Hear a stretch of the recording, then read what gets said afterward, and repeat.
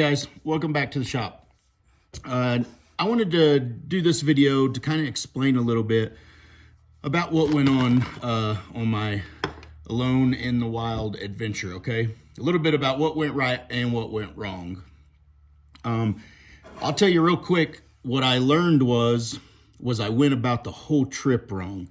If you're following us on social media, you know that something that I'm kind of a dream of mine is to get on the Alone Show, and so that's why I set out on this adventure, was to start testing myself and things of that nature, to put myself out there, kind of prep work, right? Well, I went about it wrong. There's no doubt about it.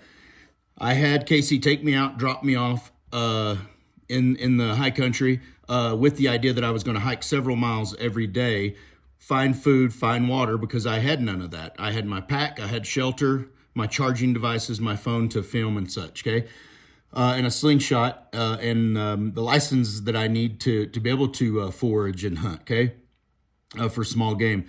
What happened, what I learned real quick, I mean, within the first hour, was I'm hiking and, I come across a grouse, I come across, let's say, several different edibles. I didn't have the time to stop and actually make a fire, slow down and enjoy that moment, to be able to harvest like a grouse or a squirrel, and build a fire and then pack back up and try to make it the 10 miles. Because when I had set out to do this trip, I was going to do 10 miles a day, camp at a different place every single day. If I was still going to do that, and I might still do that someday, I needed some type of provisions. I needed at least some type of energy bar to get me through the day, because ultimately what happened was I got to where I was going to camp. I had went all day with no food. I hadn't ate since dinner time the day before, and I was exhausted because I didn't just trail hike. I hiked some wildlife trails. I hiked on some four-wheeler trails, did some road walking, and I did some some hiking trails, and then I did no trails at all across a mountainside that had burnt and stuff. So went about it all wrong. On the Alone Show, they take you in, they drop you off, they say, here's your area, here's your vicinity, you stay within this area, you hunt, you fish, you do all that, you build your shelter. Someone knows where you're at, all the time. Also, all my electronics, basically, just long story short, none of it worked out very well. My battery bank that I had decided to take was several years old. I'd been using it this summer. I've used it on several camping trips and such, but I guess I didn't use it in the extremes of trying to charge several different things. And by the next morning, it was almost depleted, and there I wasn't going to be able to document anything, nor was I going to be able to use my phone to contact Casey if something was to go wrong. So that is a lot of the reason I'm making this video, just to kind of put together, we got episode 1, I talked about my pack. We got episode 2, it's my first day on the trail. Episode 3, I'm going to try to put out within a day or so of this video.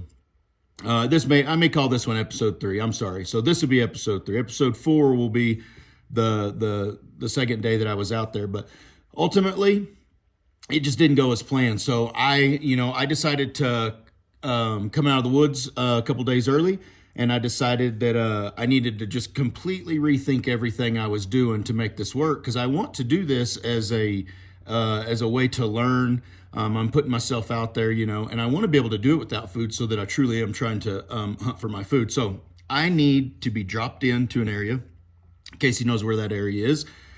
And she knows where to come back and get me, and it will be that same pickup and or drop off and pickup point. It will be the same, okay?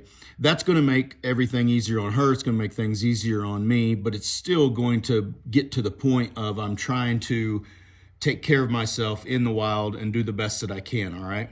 I'm still going to be able to do some hiking. I'm going to be able to, here's my camp. I'm going to mile this way, mile that way, and so on. And so I can still get several miles of hiking in and exploring every day.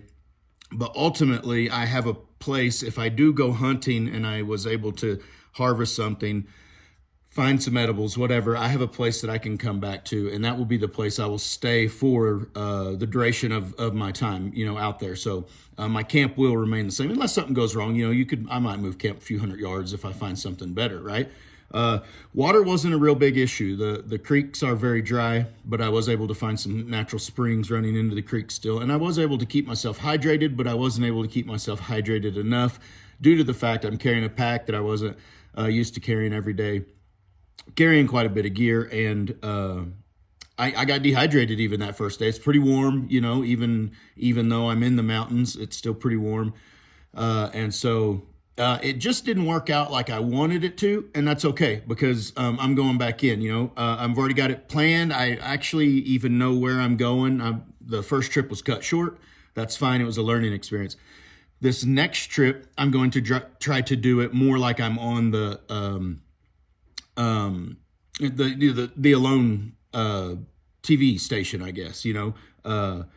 So that's kind of my I said TV station. What was I thinking? I'm going to try and do it more like I am on Alone, okay? The TV show Alone. That's my ultimate plan. Anyways, okay, I'm being silly now. That's my plan. That's my goal.